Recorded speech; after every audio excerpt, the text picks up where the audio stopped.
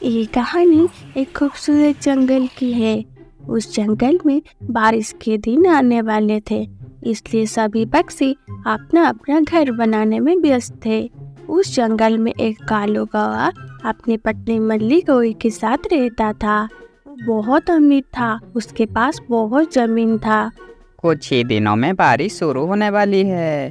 अगर बारिश हुई तो हमारा फसल बहुत अच्छी होगी और मैं उन्हें बेचकर बहुत सारा पैसा कमाऊंगा। इस बार आप मेरे लिए एक हीरो का हार लाओगे। पिछले बार भी बोले थे, लेकिन लाकर नहीं दिए। अरे हाँ बाबा, ला दूंगा। मैं पैसे किसके लिए कमा रहा हूँ? तुम्हारे लिए ना। कालू कौवा बारिश का इंतजार कर रहा था। वो चाहता था कि इस बार बारिश जल्दी हो, क्योंकि बारिश होने पर उसे बहुत फायदा होगा। लेकिन जंगल में दूसरे पक्षी अपना घर बना रहे थे। अरे, लग रहा है बहुत जल्द बारिश शुरू होने वाली है। शायद इन 2 दिनों में बारिश शुरू हो जाएगी। ऐसा मत कहो, हमारा घर ठीक से नहीं बना है। अगर बारिश हुआ तो हम कहाँ जाएंगे, कहाँ रहेंगे? हाँ मिको, राधा सही कह रही है। अगर बारिश हुई तो हम सभी बेघर हो जाएंगे और हमें अब अपना घर बनाने में 1 हफ्ता लग जाएंगे। तुम सही कह रहे हो। हम सभी को बादल के पास जाना होगा और उनसे अगले हफ्ते बारिश करने के लिए कहना होगा। तब सभी पक्षी एक साथ बादल के पास जाते हैं। बादल भाई, हम सभी जानते हैं कि आप बारिश करने के लिए तैयार हो, लेकिन हम पक्षी अपना नया घर बना रहे हैं जो अभी तक पूरा नहीं हुआ है। आप हमें थोड़ा समय दीजिए, हम अपना घर बना लेंगे। अच्छा, ऐसी बात है। तुमने सही किया मीकू बहन, तुम आकर हमें इस बारे में बता दिया। हम 2 दिन के अंदर जंगल में बारिश करने वाले थे। तुम लोग चिंता मत करो, अपना घर बना लो। बहुत बहुत धन्यवाद बादल भाई। मिकू और राधा खुशी खुशी जंगल लौट आए और घर बनाने लगे। उधर कालू कौवा बारिश ना होने से परेशान था। तभी कालू कौवा बादल के पास गया। अरे तुम सब यहाँ क्या कर रहे हो? मेरी फसल को पानी नहीं मिल रहा है। मेरी फसल बर्बाद हो जाएगी। मैं बारिश का इंतजार कर रहा हूँ। मेरी बात सुनो कालू, हम तुम्हारे जंगल में बारिश करने ही वाले थे कि मीकू ने आकर हमसे अनुरोध किया और कहा कि हम पहले घर बना ले, उसके बाद आप बारिश करना। अरे तुम उनकी बात क्यों सुन रहे हो? वो बहुत आलसी पक्षी हैं। तुम आज ही जंगल में वर्षा कर दो। देखो कालू कौवा, मैं तुम्हारे फायदे के लिए बाकी पक्षियों का घर नहीं उजाड़ सकता। तुम यहाँ से चले जाओ। उसके बाद कालू कौवा नाराज होकर वहाँ से चला गया। ये सब मीकू का काम है। वो पक्षियों का लीडर बना है। मैं मीकू को इतनी आसानी से नहीं छोड़ने वाला। अगले दिन कालू बादल की बेटी के पास गया। बादल की बेटी, तुम्हें मीकू क्यों बुला रही है? शायद उसे कुछ काम है। अगर मिकू को कुछ काम होता तो वो खुद यहाँ आ जाती। वो मुझे किस लिए बुला रही है?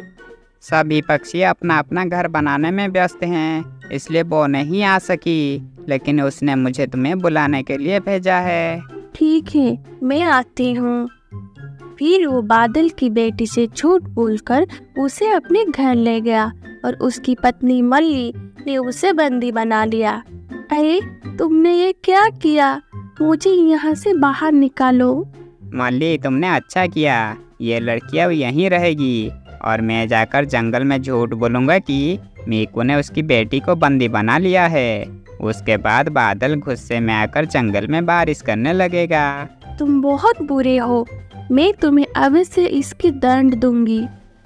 फिर कालू बादल के पास जाकर बोला, अरे बादल भाई, अनर्थ हो गया। क्या हुआ कालू? अरे आपकी बेटी को मीकू और उसके दोस्तों ने पकड़कर बंदी बना लिया है, क्योंकि आप जंगल में बारिश ना कर सको। उनकी इतनी हिम्मत! मैं उनके बारे में अच्छा सोच रहा था, लेकिन उन्होंने मेरी बेटी को बंदी बना लिया। अब मैं उन्हें नहीं छोड़ूंगा। उसके बाद बादल जंगल में भीषण बारिश करने लगा। हे भगवान, ये बारिश कहाँ से आया? अभी तो हमारा घर भी नहीं बना है। भारी बारिश में पक्षियों के घर नष्ट हो गए, लेकिन इस बारिश में कालू कौवा के फसल को फायदा होने लगा। मीकू, मैं तुम्हें अपना बहन मानता था, लेकिन तूने मेरी बेटी को कैद कर लिया। अगर तुम लोगों ने मेरी बेटी को नहीं छोड़ा तो मैं इतनी बारिश करूँगा कि ये जंगल डूब जाएगा। बादल भैया, हम आपके बेटी को कैद नहीं किया है, हम ऐसा क्यों करेंगे? झूठ मत बोल मीकू, मैं सब कुछ जानता हूँ। अरे पक्षियों, बादल अब बहुत गुस्से में है, लगता है कालू कौवा ही कुछ किया होगा। उसी समय मल्ली उधर से गुजर रही थी। मीकू ने उसे बुलाया। मल्ली, मल्ली, मल्ली वहाँ पर आई। सच बोल मल्ली, कालू बादल की बेटी को कहाँ कैद करके रखा है? नहीं तो हम उसे नहीं छोड़ेंगे। मल्ली पक्षियों के गुस्से को देखकर सारी बात सच सच बताती। हाँ, ये सच है, कालू बादल की बेटी को घर में बंदी बना कर रखा है। कालू खुद मेरी बेटी को बंदी बना के मुझे बेवकूफ़ बना रहा है। मैं उसे नहीं छोड़ूंगा। मुझे माफ़ कर दो मीकू, मैंने तुम्हें गलत समझा। ये सब कालू के वजह से हुआ है। फिर बादल जाकर कालू के सारे फसल को नष्ट कर दिया। मैं बर्बाद हो गया, मेरी सारी मेहनत पर पानी फेर गई।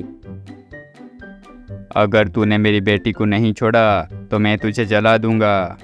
इसके बाद डर के मारे कालू ने बादल की बेटी को छोड़ दिया और उसे अपनी गलती का एहसास हुआ।